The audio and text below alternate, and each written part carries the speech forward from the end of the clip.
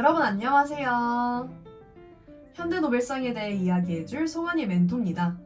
여러분, 밤이 되면 자신도 모르게 졸리고 아침, 점심, 저녁이 되면 배가 고프다는 생각이 들지 않나요? 우리는 이런 것을 생체시계 또는 생체 리듬이라고 표현하는데요. 사람이 졸음과 배고픔을 느끼고 호르몬을 분비하는 것이 매일 일정한 주기성을 띈다는 것이에요. 이 생체시계는 사실 인간뿐만 아니라 살아있는 유기체들이 생체시계를 통해 일상적인 하루의 리듬을 예상하고 적응한다는 것이 알려졌는데요. 이 생체시계가 어떻게 작동하는지 알고 있나요? 오늘 소개할 제프리 홀, 마이클 로스바흐, 마이클 영, 세 과학자는 생체시계의 비밀을 밝혀낸 것으로 2017년 노벨 생리의학상을 수상했어요. 어떤 연구 과정들이 함께 있는지 살펴봅시다. 우리가 자거나 행동하거나 대사작용을 하는 등 다양한 생리학적 상황들은 호르몬 단위에서 아주 정교하게 조절됩니다. 몸 바깥의 환경과 몸이 알고 있는 경험이 다를 때 우리 몸은 불편함을 느끼죠. 예를 들어 시간 변경선을 여러 번 지나가며 여행을 할 경우 몸은 시차를 느끼게 됩니다. 18세기 천문학자 장자크 도르트 드 메랑은 미모사라는 식물이 낮에는 태양을 향해 잎을 펼치다가 어두워지면 잎을 오므린다는 사실을 발견했어요. 그래서 미모사가 계속 어두운 환경에 노출되면 어떤 변화를 보일지 궁금해 실험을 해봤는데요. 결과 태양빛을 제거해도 미모사는 일상적인 밤낮의 주기에 맞춰 움직임을 보인 것을 확인했어요. 즉, 식물이 자신만의 생체 시계를 가지고 있는 걸 확인한 거죠. 1971년 미국 캘리포니아 공대의 시모어 벤저 교수는 초파리의 일주 리듬을 조절하는 유전자를 확인할 수 있을지 의문을 품었었다고 해요.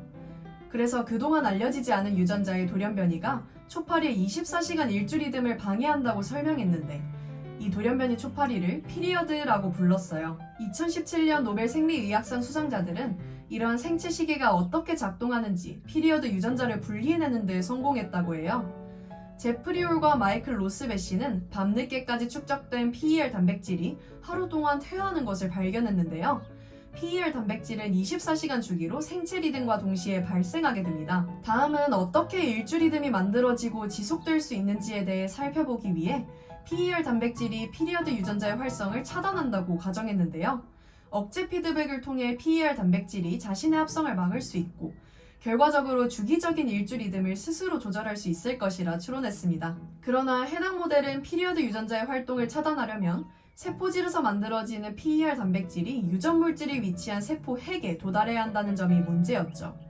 그래서 제프리 홀은 PER 단백질이 세포핵 속에 축적되어 있는 것까지는 보였지만 세포핵 속에 도달하는 방법은 알지 못했어요. 반면 마이클 영은 두 번째 시계 유전자인 타임리스 유전자를 발견했어요.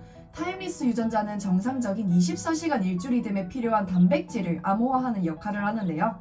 결과 피리어드 유전자와 결합할 때 두 단백질이 유전자 활동을 차단하는 세포 핵에 도달할 수 있다는 걸 밝혀냈어요. 그렇지만 여기서 끝내지 않고 마이클 영은 피리어드 단백질의 축적을 지연시키는 더블타임 단백질을 하나 더 발견했어요.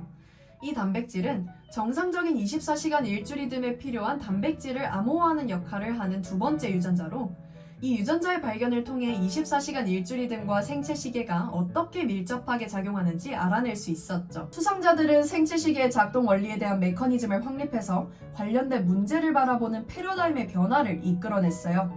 그 뒤 시계 메커니즘의 다른 분자 구성 요소가 밝혀진 후엔 그 안정성과 기능을 설명했죠. 예를 들어 빛이 시계를 동기화할 수 있는 메커니즘뿐만 아니라 피리어드 유전자의 활성화에 필요한 추가 단백질을 확인하기도 했어요. 생체 시계는 인간의 복잡한 생리학을 설명하는 것과 관계가 깊어요.